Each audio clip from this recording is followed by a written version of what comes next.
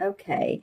And I know that Sagittarius, you guys are going through the Saturn. I believe Saturn's in your first house, and I completely understand what that's like. Being a Libra sun, Saturn spent some time in my house, first house, and I just have to tell you that there is growth and opportunity to come of it. It feels sometimes like you're fighting the waves and trying to stay afloat, but believe me, the lessons that are learned of Saturn, and we don't want to have to learn lessons, but let's just say the experiences and opportunities that come up with Saturn allow us to grow and evolve and better things to come. So just remember, there's always light at the end of the tunnel, and you may be having a great time with Saturn. Some people look at it as like a Mercury retrograde. When Mercury's in retrograde and things feel stalled, delayed, then it does. It feels that way. But you don't have to see it. You see it like that. You can visit it as, and I said visit.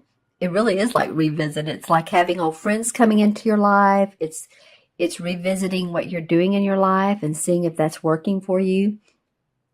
So you can look at Saturn as the same way. It's going to bring opportunities up for you to grow for the future. All right. Well, okay, Sagittarius, let's take a look at these cards. Interesting. I'm going to put these two over to the side so you can actually see. The first three cards are all women. Interestingly enough, the card depicts women. So, you have some feminine intuition, second chakra stuff that would be good to work with. Second chakra is, well, like the color of this candle right here. As you can see, it's sort of an orange. That's in your lower abdomen area. Feels like physically, especially for females, any type of menstrual cycles or postpartum depression, anything like that. I'm not really sure why that's coming up with this, but it is anything else that if you're in your later years of womanhood, then of course you have the change of life. So that's coming up here. There's a lot of feminine aspects in these first three cards. That's all I'm pointing out. Okay, so the first card is the Ten of Swords. And the Ten of Swords represents the end of an idea, the end of a situation that you have not been happy with, that has not served you well. This could be a relationship or a partnership or a business decision or a career, but you're ready to, what she's doing here, and I'm glad the camera refocused, but what she's doing here is has a ritual, and she's celebrating the fact with the kettle in the middle, and you see the smoke coming out from the kettle going into the woods. She's celebrating the fact that there is still life. There is still more to this, Sagittarius. So the Ten of Swords, which are surrounding her, she's acknowledging what has not been great for her. If it's been a relationship and it just hasn't worked and you've tried at it, it's like, you know what, this is the end. A lot of times in most cards, the Ten of Swords is someone lying flat down, face down with 10 swords in their back. It's a little graphic, but that's pretty much means that, okay, you've had it, you're done with the situation, it's over, you're ready to move on. The Ace of Swords would be next, and that's brand new ideas, victory, happiness. So some of you might be reminiscing, or I want to say almost celebrating the fact that maybe, something has come to an end. Because interestingly enough, the very next card that comes up afterwards is the same as the Magician card. So now you're ready to create your own life, create your own destiny. This may have felt like that your destiny was in other people's hands, but you're ready now to create anew. Even in this Saturn period, it's, hey, no time like the present to tune into who we are and create what we want. And she has the pentacle for money, the cup for her emotions, the sword for ideas and thoughts, and of course the wand for inspiration. And so you could be, on in the physical level, you could be leading a project. You could be owning or opening up a new business. You may own a business, and you just have some new implementation of ideas that are exciting you. But it feels like for a lot of you Sagittarians, you're ready to move forward after this, whatever this Ten of Swords. A lot of times the Ten of Swords is like, it can even mean something drastic has happened in your life. Maybe you've had someone who didn't treat you well, or there was it can mean physical violence. So I'm not putting that out there. We don't want it to ever be, but you're past it. You're getting over it. You're creating anew. Thank goodness. And for those of you who are still maybe in a situation, then of course there's always support and there's help, right? Okay, so on to the new, and interesting, see the hats there. The next card is the High Priestess. Now I love this card, and I love the High Priestess because she represents our internal spiritual selves, who we can turn into and tune into when the going gets rougher and the chips may be down a little bit. But it's not only that. The High Priestess, she's a knower and a seer of all things spiritual. I mean, she understands that there's cycles in life where they're not so great. Life is not, a bowl of cherries or a day at the beach. But she understands that this too shall pass, and she really goes into herself and she creates magic with this. She pays attention to the moon. And I think I said at the beginning of the video, I hope I did, that the new moon is in Sagittarius. Yay, you guys. I don't think I mentioned it, that the new moon in Sagittarius on the 29th of November. It's a great time to benefit from new ideas and information. So pay attention to what others are saying. Pay attention to your own intuition, because this moon right here is a reflection of what she's creating. So she's tuning into the stars, the skies, the planets. If you're an astrologer, if you're into astrology, you may really want to pay attention to your astrology, your sun, moon, and natal chart, and where those lie. What am I seeing in this? See how the moon reflects right down here in the cauldron? It's a reflection of the moon. So she's intuitively channeling this information and creating her own essence. It's very similar to this. These two are, the only difference really is this one is because it's a darker color, not warmer, but darker, bluish. It's actually a cool color. But this is a little bit more spiritual, a little bit more intuitive. This is knowing your inner self. This is creating and manifesting in the outer. This is manifesting in the inner, your inner world. Interesting. So 2 major arcana cards in a row. Okay. And then the 4th card is the 6 of Chalices. And this is really a cute card. I love the 6 of Chalices anyway, and it always depicts 2 kids, always cute little kids. And as you can see, they've had their picnic and their silverware out, and their cups and their dishes and their they're in this meadow and holding hands with this canary. I guess the canary represents cheeriness and songbird, right? Singing. So the Six of Chalices can mean that you're revisiting those old childhood memories. You're thinking of those. You're remembering those. And remembering those in a very loving way for the most part. I'm looking at,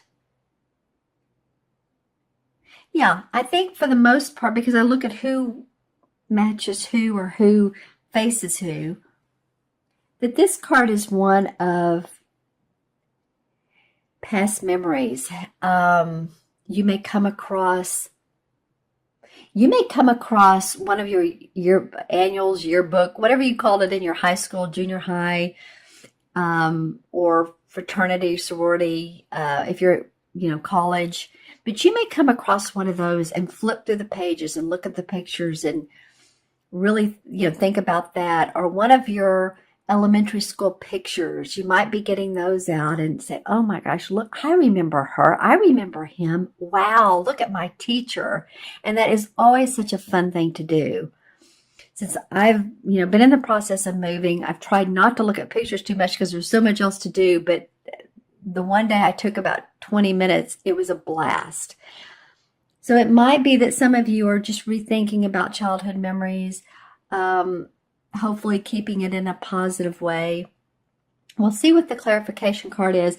Every so often, this card can come up and mean a memory that you didn't like, and you've had to let go of limiting beliefs because maybe you and your father didn't get along, or you don't feel like you were heard or treated right. That can come up. So, that it can all come up. This could be the end of November, a little bit emotional for some of you. The last card is the Two of Wands. Well, the Two of Wands is basically about clarifying what you want to do in your life, your work. She's happy. I mean, she's at her home and she has this orange door, which is, again, about second chakra. And she's waving.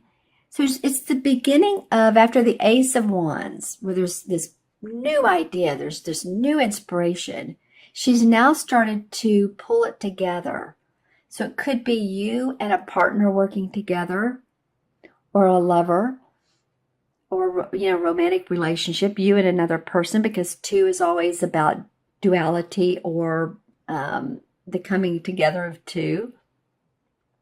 But it can just mean that you're starting to see reflections of a happy life through what you're doing, that your home is important to you, and that you're reflecting on how I can make it more cheerful, adding pillows, adding artwork, adding furniture, or taking out what you don't need any longer, taking out the pieces that you don't want. I say pieces of furniture, and adding in a few touches that you do. Bring in flowers, because that feels to me like that's creative inspiration for you guys. Okay, my friends, you really all have 5 cards, and I had to choose them because they fell on the floor. So I'm not going to ignore that. Let's pull some clarification cards and see what. Well, this one turned up, so we're going to go with it. That's the Four of Swords. That's about needing rest, meditation, so that you can, rest up. If you've been tired, or if the Saturn has been a behind, a bee in your behind, a bee in your bonnet, then take some rest in R&R. Which is actually the same thing. But as you can see, this also denotes a little bit of spiritual flavor with the symbolism. And it almost looks like he's at a church or at a spiritual synagogue, whatever it may be. So in doing so, that you will gain your inner awareness. You'll feel like when you get out of this mode, that you're ready to move again, ready to go again. Some of you may have had surgery or just need to rest your body if you've been sick. That sometimes comes out of this as well. Okay, well, the Six of Rods flew out. Sagittarius, for some reason today, the cards are active with you. Six of Rods is about being acknowledged and celebrated and accomplished by other people. In your organization, in your work, the great work that you've done. So that's awesome that comes up. I don't even know which card it comes up around, but it did come up. So some of you really seeing some acknowledgement around that. The Hermit card, again, taking a time out. It's in reverse. The World card, if you do that, then you're going to see huge accomplishments, huge growth. And the Ten of Pentacles has to do with your money, feeling in place, family inheritance. So some of you may be receiving some of that. And the Sun card, oh my gosh. So the clarification cards are actually pretty nice. Wow. If you can see here, especially these four, but also the Hermit. I mean, this is celebration, acknowledgement. This is money, finances, wonderful with generational finances. I mean, the World card is the last one of the major arcana. So it's all things accomplished. It's seeing enlightenment. It's getting to understand who you really are and the purpose and accomplishment, like I said, around that. And the Sun card is just cheerful, happiness, optimism. So stay focused. Go into your inner guide, your inner self, and see what happens when you do that. You know, the Hermit card also asks you to do that, to light your own lantern. Go on your own path. Go outside, you know, sometimes when you want some quiet time. What are the stars telling you? What is the earth telling you? And meditate on that. Well, Sagittarius, okay. Let's add up these cards numerologically. So we have 10, 11, 13, 19, and 21. Well, it's interesting. That's what came up for the last reading, and I believe that was Scorpio. It's 2 and 1, so 3 may become a message from the universe. It's about expression, you guys. It's about expressing. Okay, what feels to me is expressing yourself in your most, your highest. How do I want to say this? The best way you can. Expressing your values, expressing your heart, what you want in life, and not only talking to other people about it, but write it down. Make some notes to yourself or mental notes to yourself. How do I want my life to look? Because you got a variety of cards here that really talks about that.